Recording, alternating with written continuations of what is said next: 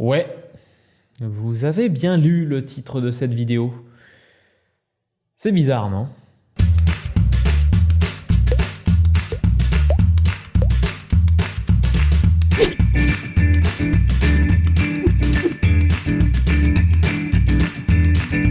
Salut tout le monde, c'est Isofy et vous êtes dans une vidéo où je vais expliquer pourquoi je vais vendre Resident Evil 2. Et pour ceux qui me suivent depuis longtemps sur la chaîne, vous savez que y a quand même un petit passif, il y a quand même une petite histoire avec ce jeu, donc c'est assez bizarre qu'une vidéo comme ça arrive sur la chaîne. Mais la vidéo est justement là pour expliquer pourquoi je vends ce jeu. Mais tout d'abord, petite introduction, expliquer du coup toute l'histoire qu'il y a autour et pourquoi j'en arrive au final jusqu'à ça. Faut savoir que je suis un grand amoureux de Resident Evil, ne serait-ce que parce que je collectionne tous les jeux, j'ai fait la majorité des jeux, il y en a quelques-uns que j'ai pas fait, mais vraiment très peu, j'ai pas fait le 0 et j'ai pas fait le 1 remake, voilà. Et puis les quelques très rares comme Dead Aim ou Survivor. Et moi, amoureux des jeux de société que je suis, je vois Resident Evil 2, le jeu de société, Resident Evil 2, un de mes jeux préférés, qui est adapté en jeu de société, je me dis « Waouh, trop bien, je vais à fond dedans !» Et il y a le Kickstarter, et du coup je fais « Oh, je mets ça dedans !» Et je vois les extensions, je mets « Oh, je mets tout dedans !» Et du coup j'ai pris la totale que vous voyez sur cette table. Ça représente tout le Kickstarter, vraiment, tout le Kickstarter, tout ce qu'on pouvait acheter, les extensions de base avec le jeu de base, les extensions cosmétiques, les extensions pour rajouter encore plus de gameplay, etc. Et puis l'alligator, et puis même un set 2D, voilà, j'ai tout pris. Quand j'ai reçu le carton chez moi, 1 an et demi après, j'étais tellement content, j'étais tellement fier. Je voyais cet énorme carton avec plein de boîtes dedans, avec plein de figurines dans ces boîtes. J'étais là, attendez, il faut absolument que je montre ça aux gens. Et du coup, j'en ai fait une vidéo. J'ai fait une vidéo d'unboxing du jeu et après ça je me suis dit les vidéos sur internet de règles de jeu, elles me plaisent pas des masses quand même. Je vais essayer de faire des vidéos un petit peu plus travaillées, un petit peu plus montées pour expliquer les règles d'un jeu. C'est à ce moment là que j'ai fait la vidéo Ruby, la vidéo de règles de jeu de Ruby. Et je me suis dit, Resident Evil 2 c'est quand même un jeu que j'attends depuis un moment, c'est un jeu que j'adore, et je vais faire la même chose avec ce jeu. Ce qui fait que du coup derrière j'ai fait 8 vidéos sur le thème Resident Evil 2, le jeu de société. Mais mon erreur, c'est d'avoir fait ces vidéos sans avoir testé le jeu avant.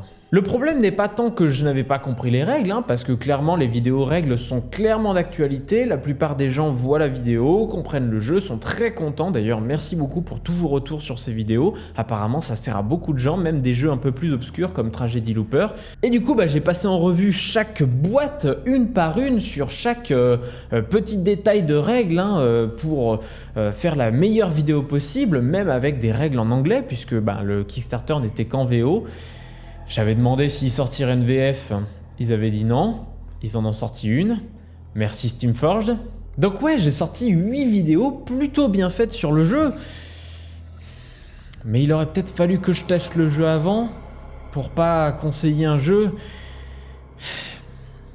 qui n'est pas si bon que ça. Et là du coup on en arrive aux raisons de pourquoi je vends Resident Evil 2, le jeu de société. Un jeu pas testé. Alors vous verrez que du coup dans la vidéo, la première raison est au final la principale qui me fait vendre le jeu, c'est que le jeu n'est pas testé et ça se ressent. J'ai remarqué ça avec leurs autres créations, notamment Devil May Cry et aussi Dark Souls, qui sont 2 jeux assez populaires parce que y a quand même des grosses communautés de joueurs de jeux vidéo qui voulaient absolument ces jeux. Mais il y a exactement le même problème, c'est que c'est un jeu qui a été créé majoritairement pour sa licence, mais dont les mécaniques n'ont pas été peaufinées. Et là, je vais expliquer pourquoi, et pour les gens qui ne connaissent pas les règles du jeu, peut-être que vous allez vous sentir largué, ou en tout cas, les gens de manière générale qui n'ont pas joué au jeu, ils ne pourront pas vraiment s'en rendre compte. C'est parti. On a fait, avec mes amis, les 4 premiers scénarios du jeu.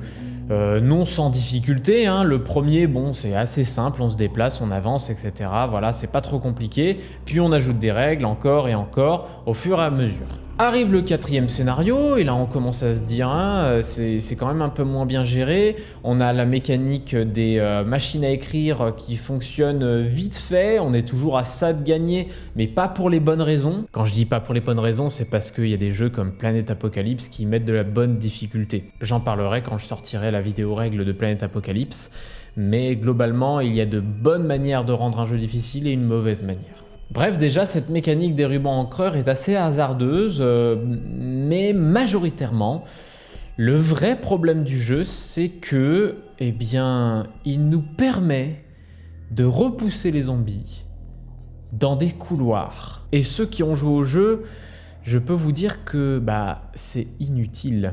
Le jeu vous passe en arme principale un couteau et un pistolet. Le principe pour mettre un PV à un zombie, c'est de faire une double touche sur les dés. Or, il n'y a qu'une seule double touche sur les dés. Autant vous dire que la probabilité de tuer un zombie est très difficile. Et il y a un système de balles à dépenser pour pouvoir justement tuer les zombies. Une balle égale un tir, etc. Mais dans le jeu vidéo, quand vous tirez sur des zombies, bon, vous mettez un peu de temps à les tuer, 5 balles. C'est beaucoup 5 balles dans Resident Evil. Là, vous pouvez balancer tout votre chargeur pour rien. Et là, vous allez me dire, t'as pas de chance au dé. Non, c'est pas que ça. Parce que là, la chance au dé, elle est un peu bizarre. On nous permet, avec une touche sur le dé, de repousser le zombie, mais une double touche de lui mettre un PV.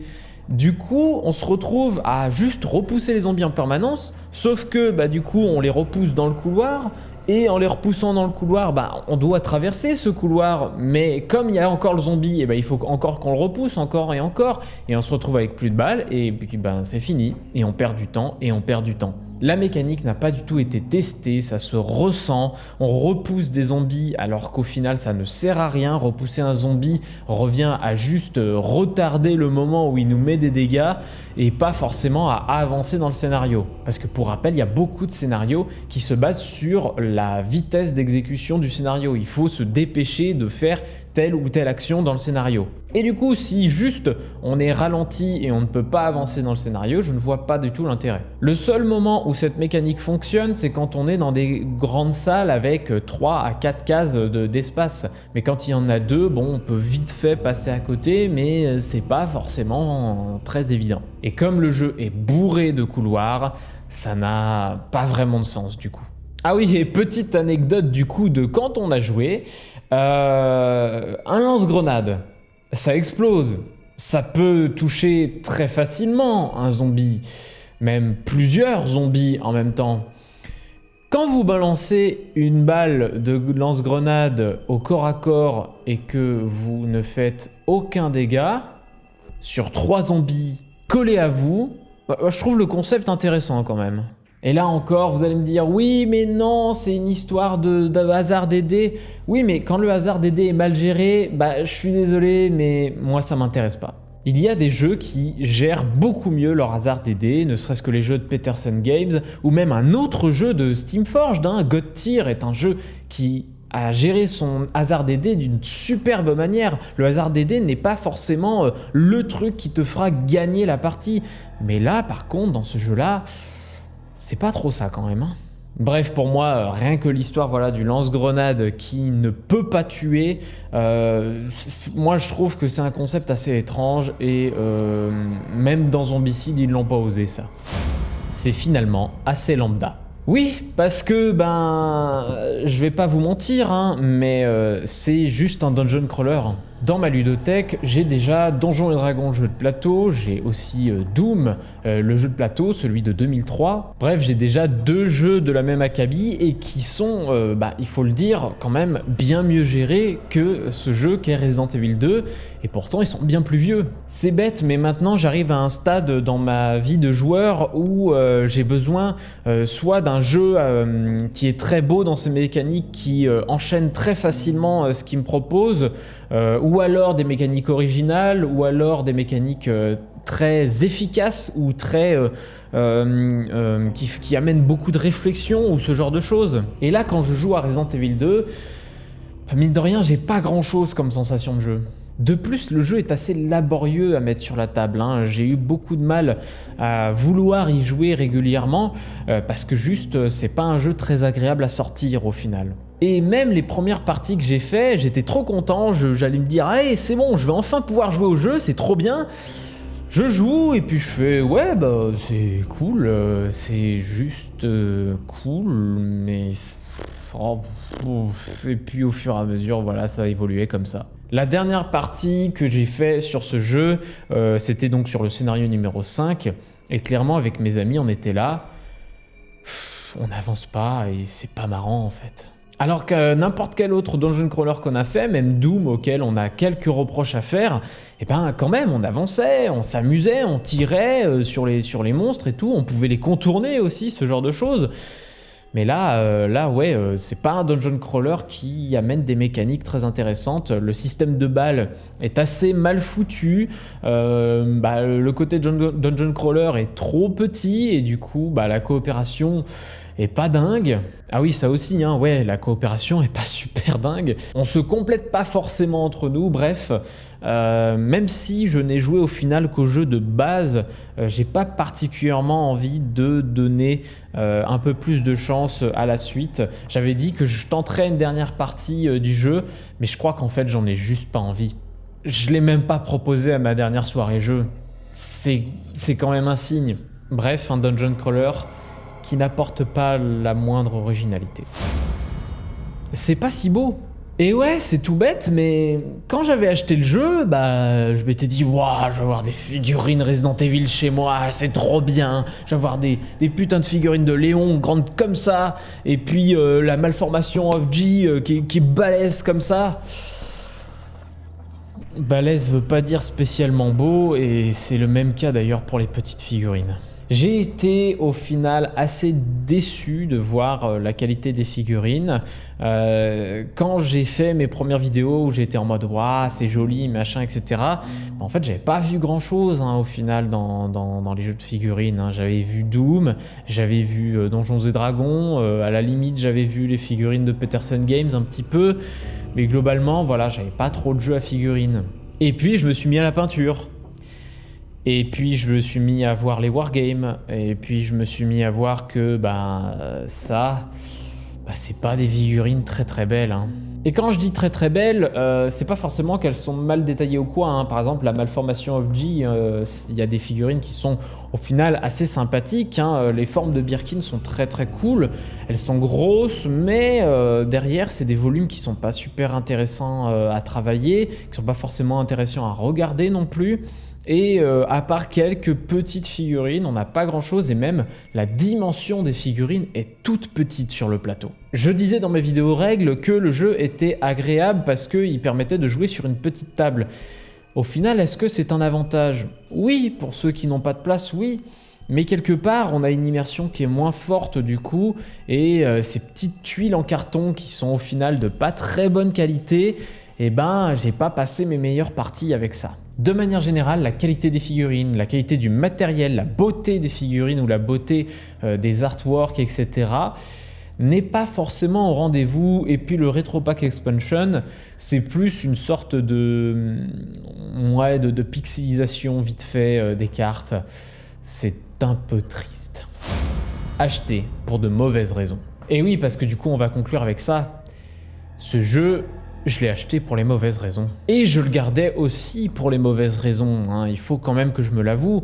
Je l'ai gardé uniquement parce qu'il était écrit Resident Evil 2 dessus. Mais est-ce que c'est une raison assez valable pour garder un jeu qui prend finalement un petit peu de place dans ma ludothèque et en plus je n'y joue jamais. Et en plus, je n'ai jamais envie d'y jouer, ce qui est encore pire. J'avais acheté ce jeu majoritairement parce que c'était Resident Evil 2, parce que c'était un des premiers Kickstarter auxquels je participais. Et mine de rien, un Kickstarter, c'est grisant. On vous fait « Oh là là, il faut atteindre tant d'euros pour débloquer telle figurine. » Et moi, je fais « Ouah, telle figurine, elle est trop bien !»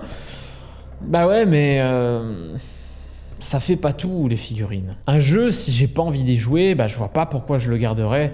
Et globalement, maintenant, si j'achète un Kickstarter, ben, je vais essayer voilà, d'être à fond sur est-ce que le jeu est aussi original. Il y a beaucoup de jeux qui sortent sur Kickstarter qui mettent beaucoup de figurines, beaucoup d'aspects graphiques au final au truc, mais qui, quand on regarde les règles, ne sont pas si intéressants que ça. Et même parfois apportent soit de la complexité pour rien, soit pas d'innovation du tout au final. Et c'est pour ça que ce jeu, je l'ai acheté pour de mauvaises raisons. Alors du coup, c'est drôle, je vous ai fait une vidéo sur pourquoi je le vends. Je vous mets le lien de ma vente si jamais ça vous intéresse. Mais du coup, je vous fais une mauvaise pub du jeu. Après, si vous le voulez, tant mieux. Mais globalement, j'avoue que je ne suis pas très friand du jeu et j'aimerais m'en débarrasser. Et puis du coup, ça permettra d'avoir de la place pour d'autres jeux dans ma ludothèque et ça, c'est plutôt cool. Bref, si vous êtes intéressé par le jeu est jouable, mais voilà, prenez en compte les petits défauts que j'ai donnés sur le jeu qui, mine de rien, sont pas anodins. J'espère que cette vidéo vous a plu. C'est une vidéo que je pensais pas faire, mais globalement, après avoir testé le jeu, je me disais, je vais peut-être faire un bilan de Resident Evil 2 ans après. Moi, du coup, je vous donne rendez-vous pour une prochaine vidéo. Ce sera soit une critique de cinéma, soit des règles de jeu, même si celle des règles de jeu est assez compliquée à faire. Hein. C'est actuellement celle de Planet Apocalypse, et autant vous dire qu'il y a du montage. Je vous donne rendez-vous du coup la prochaine fois, puis du coup, salut.